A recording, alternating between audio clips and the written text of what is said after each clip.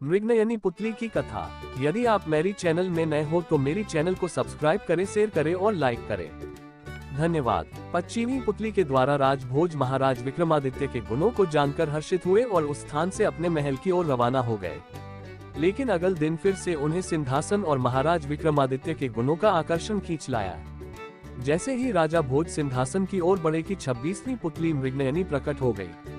उसने राजा भोजा को रोकते हुए कहा कि ठहरो राजन, अगर आप इस सिंहासन पर बैठना चाहते हैं तो पहले मुझे ये बताइए कि क्या आपके अंदर वह गुण है जो महाराज विक्रमादित्य में था और जिसके बारे में मैं आपको बताने जा रही हूँ। तब राजा भोज ने हाथ जोड़कर कहा कि देवी कृपया उस गुण के बारे में मुझे बताइए।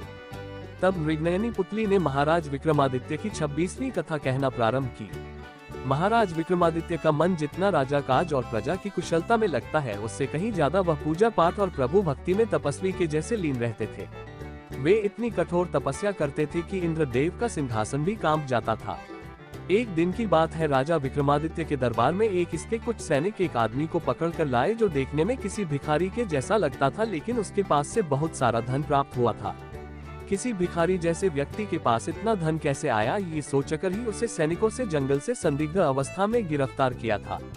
महाराज ने जब उस व्यक्ति से धन के बारे में पूछा तो उसने कहा कि वह एक सेठ के यहाँ पर कार्य करता है और सेठ के पत्नी के साथ उसके अनैतिक संबंध हैं। उसने ही यह धन दिया था और कहा था कि जंगल में रुककर मेरा इंतजार करना, मैं सेठ को मारकर जल्दी ही तुम्हारे पास आ जाऊंगी। राजा ने व्यक्ति की बात सुनकर सेठ के यहाँ अपने सैनिक भेजे। वहां पर सेठ की चिता पर बैठी हुए उसकी पत्नी कह रही थी कि रात में लुटेरों से उसका सारा धन लूट लिया है और उसके पति की हत्या कर दी है, इसलिए वह सती हो जाएगी। सैनिकों ने पूरा वृतांत महाराज विक्रमादित्य को सुना दिया। तब महाराज स्वयं उस व्यक्ति के साथ सेठ के घर पहुंचे।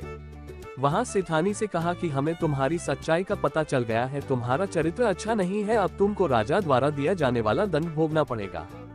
ये सुनकर सेठानी डर गई और राजा से कहा कि आप क्या मेरा चरित्र देख रहे हैं, पहले अपनी छोटी रानी का चरित्र तो देख लो। इतना कहकर वह सेठी की चिता में कूद गई और जलकर राख हो गई। इस घटना के बाद से महाराज का मन विचलित रहने लगा और वह गुप्त तरीके से छोटी रानी पर नजर रखने लगा। एक रात छोटी रानी ने सोचा कि सभी सो रहे हैं और वह उठकर महल से थोड़ी दूरी पर एक साधु की कुटिया में चली गई। राजा भी उसके पीछे पीछे आ गया था और जैसे ही उनके कुटिया से झांक कर देखा तो दंग रह गया। राजा को अपनी काली करतूत का पता चल गया था कि उसके कुटिया में रहने वाले व्यक्ति के साथ अनैतिक संबंध है। गुस्से में उसने रानी और व्यक्ति को मार दिया और स्वयं ने सारे राज्य का भार सैनिकों के ऊपर डालकर सन्यासियों के जैसे जीवन अपना लिए। सबसे पहले वे एक समुद्र के तट पर गए और समुद्र देव की तपस्या प्रारंभ कर दी। समुद्र देव से उनसे वरदान मांगने को कहा। तब राजा ने कहा कि वे समुद्र के तट पर कुटिया बनाकर तपस्या करना चाहते हैं, कृपया आशीर्वाद प्रदान करें। समुद्र देव ने उन्हें आशीर्वाद के साथ ही एक शंख दिया और कहा कि किसी भी दैवीय मुसीबत आने पर यह शंख बजा दे, इससे मुसीबत दूर हो जाएगी। इतना कहकर समुद्र देवता गायब हो गए। इसके बाद राजा विक्रमादित्य एक कुटिया बनाकर कठोर तपस्या करने लगे। उनकी तपस्या के प्रभाव से स्वर्ग में इंद्रदेव का सिंहासन कंपायमान होने लगा। इंद्र ने घबराकर अपने सेवकों को भेजकर कहा कि जहां पर विक्रमादित्य तपस्या कर रहा है उस स्थान को पानी में डुबा दो। सेवकों ने ऐसा ही किया और विक्रमादित्य कुटिया सहित पानी में डूब गए, लेकिन समुद्र देवता के आशीर्वाद से वह पानी कुछ ही देर में सूख गया। ये देखकर इंद्र चकित रह गया और फिर उसने सैनिकों को भेजकर वहां पर आंधी तूफान के जरिए विक्रमादित्य की तपस्या भंग करने का आदेश दिया। सेवकों ने ऐसा ही किया, लेकिन इस बार महाराज विक्रमादित्य से समुद्र देवता के द्वारा दिए गए शंख को बजाकर उस आपदा को भी दूर कर दिया और अपनी तपस्या में मग्न हो गए। इंद्र एक बार फिर से चकित रह गया और इस बार स्वर्ग की सबसे सुंदर अप्सरा तिलोत्तमा को तपस्या भंग करने के उद्देश्य से भेजा। तिलोत्तमा विक्रमादित्य की साधना में नृत्य रूप और वादन के जरिए विघ्न डालने की चेष्टा करने लगी, लेकिन फिर भी विक्रमादित्य की तपस्या पर्वत के जैसे अचल रही। थक कर तिलोत्तमा वापस स्वर्ग आ गई। इंद्र ने फिर से एक और युक्ति सोची। उसे पता था कि विक्रमादित्य बहुत बड़ा दानी है और अगर उससे कोई ब्राह्मण जो भी मांगता है वह उसे दे देता है।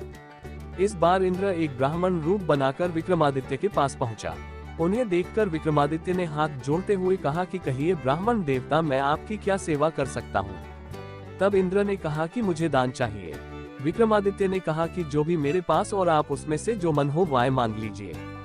तब इंद्र ने कहा कि तुम अपनी तपस्या का सारा फल मुझे दान में दे दो। तक विक्रमादित्य से सहर्ष अपनी तपस्या का सारा फल उन्हें दान में दे दिया।